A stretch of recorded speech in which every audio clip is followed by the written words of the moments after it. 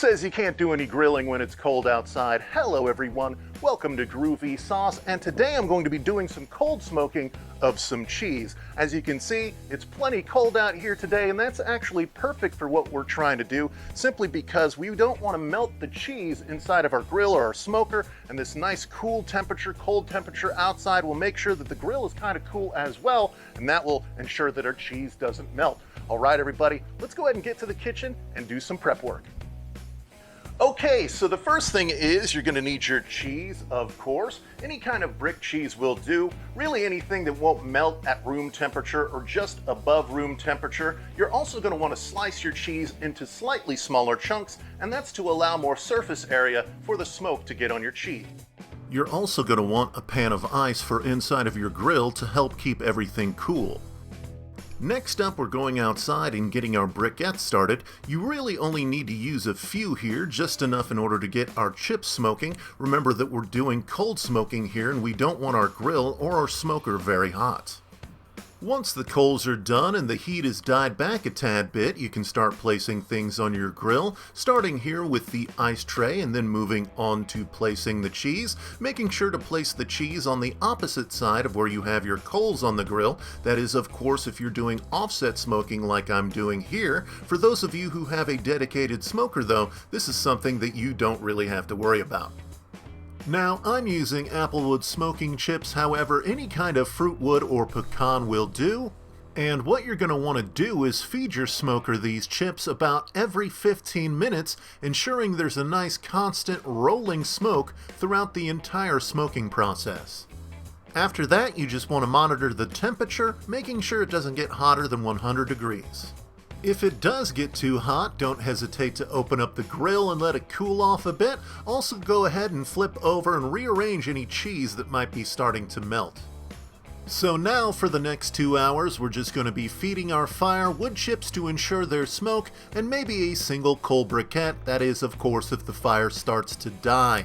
You're also going to want to flip your cheese every 15 to 20 minutes. From then on, it's just the waiting game.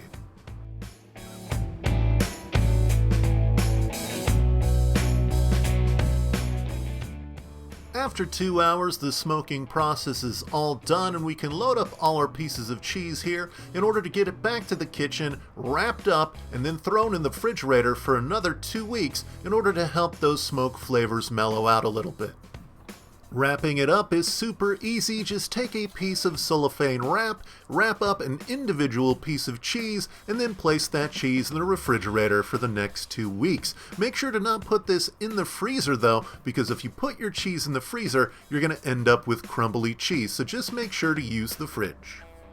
Okay, so it's been about 2 weeks now in the refrigerator. The cheese has had enough time in order to mellow out with its smoke flavor, so the smoke is not just on the outside. The oils in the cheese are actually able to pull some of that smoke flavor into the cheese. So let's go ahead and taste this cheddar first and foremost.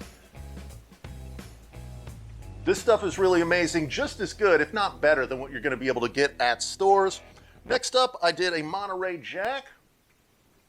And this stuff smells so amazing. Tastes even better. Super unique experience you're not going to be able to find in stores, because I don't think I've ever seen a Monterey Jack, smoked Monterey Jack in stores before.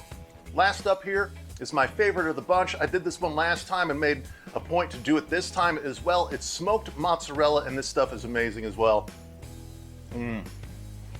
Everything about this is pretty fantastic. I would highly suggest you do this. It's super simple, the flavors are amazing, and you really can't go wrong. Delicious all around. Absolutely love this. I would say if you want to do it, give it a shot. Super delicious. Okay everybody, that about does it here for this video. I hope that you learned something about smoking cheese here today, and that your own cheese smoking adventures go very well. It's some delicious stuff, so good luck out there. Also, before you go, make sure that you give me a like. That is, of course, if you like the video, and make sure to subscribe to the channel if you'd like to see more content from me. I don't always do smoking, grilling, barbecue type of videos. More often than not, I'm doing fast food reviews, video game gameplay, and just about anything else I feel like doing whenever I have the free time. I also have a website, groovysauce.com. Everything that you do there helps out me and the channel. All right, everybody, thank you very much for watching, and hopefully I will see you next time.